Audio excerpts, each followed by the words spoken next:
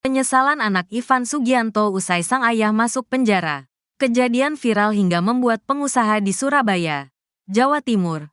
Ivan Sugianto masuk penjara kini jadi sorotan publik. Ternyata di tengah perjalanan peristiwa tersebut beredar surat dari anak Ivan Sugianto yang isinya terkait penyesalan. Terdapat beberapa poin penyesalan sang anak yang akhirnya ayah masuk bui gara-gara berusaha membelanya. Sang anak menyesal telah menghubungi ayahnya lantaran dirinya diejek hingga datang untuk melakukan pembelaan. Ironisnya pembelaan sang ayah kepada anaknya ini memantik emosi publik lantaran Ivan Sugianto memaksa siswa SMA untuk bersujud minta maaf dan menggonggong.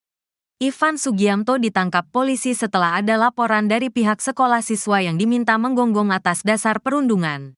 Kini sang anak harus kehilangan sosok ayah lantaran peristiwa tersebut. Diketahui surat yang ditulis anak pengusaha Surabaya, Jawa Timur, Ivan Sugianto, berinisial L, beredar di media sosial. Lewat surat yang ditulis pada Senin, tanggal 18 November tahun 2024, L mengungkapkan penyesalan mendalam atas kasus yang menjerat Ivan. L merasa karena dirinya, Ivan saat ini harus ditahan. Dirangkum tribunnews.com. Berikut ini 6 penyesalan L yang ia tuliskan dalam suratnya. Di awal suratnya, L mengaku seandainya bisa memutarbalikkan waktu, ia tak akan mengadu pada Ivan soal bullying yang dialaminya. Sebab, menurut L, berawal dari aduannya itulah sang ayah terkena masalah. Aku minta maaf ya, Pa. Gara-gara aku malah papa yang kena masalah, tulis L. Kalau waktu bisa diputar kembali, aku pasti enggak bilang ke papa sama Kodev kalau aku dibully, imbuhnya. Lebih lanjut, L menyesali saat ini ia tak bisa berkumpul bersama ayah dan ibunya seperti biasa. Lantaran, L merasa gara-gara dirinya, Ivan berada di tahanan.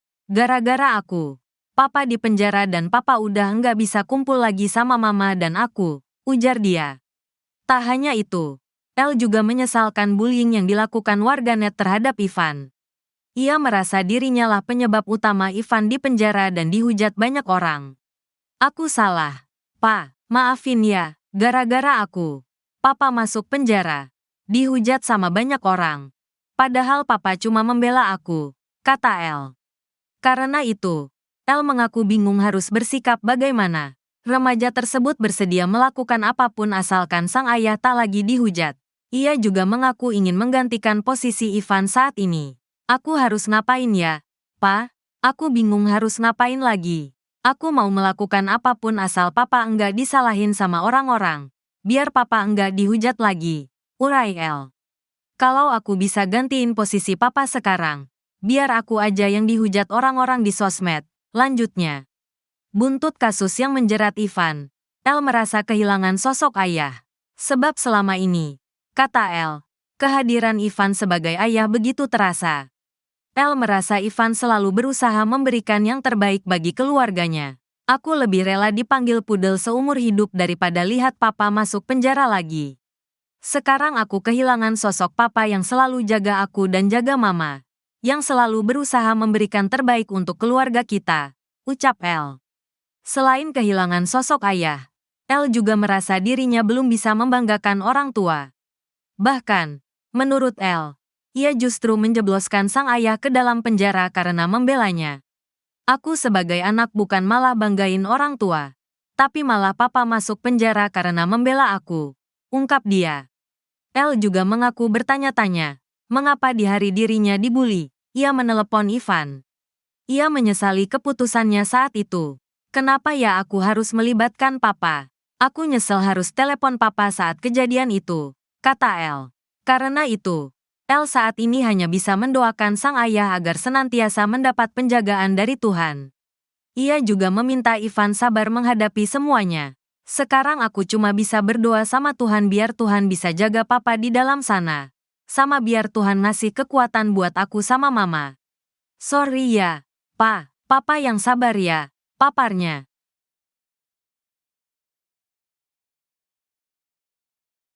DPR desak polisi telusuri dugaan aktivitas keuangan ilegal Ivan Sugianto.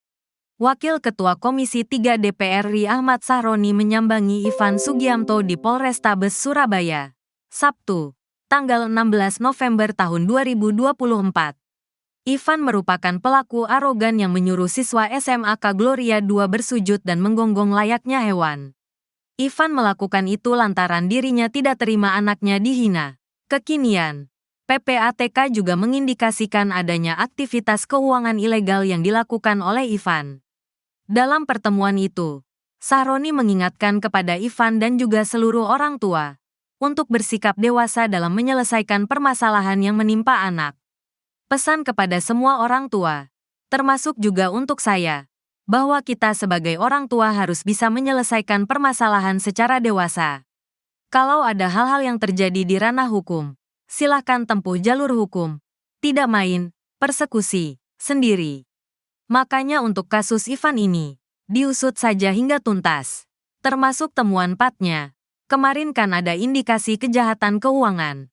Nah itu silakan lanjut ditelusuri, kata Sahroni kepada wartawan Senin, tanggal 18 November tahun 2024.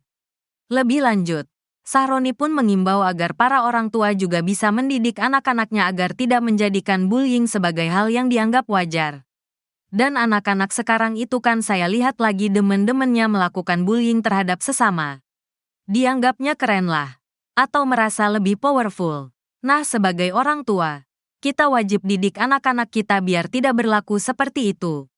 Karena bullying ini ranahnya sudah kriminal, ada pidananya. Bukan sekedar kenakalan yang bisa ditolerir, ujar Sahroni. Sahroni berharap agar semua pihak agar selalu bisa menahan berlaku sesuai dengan ketentuan yang ada. Buat orang tua, buat anak, siapapun itu, perasaan emosi itu pasti kadang terlintas ke diri kita.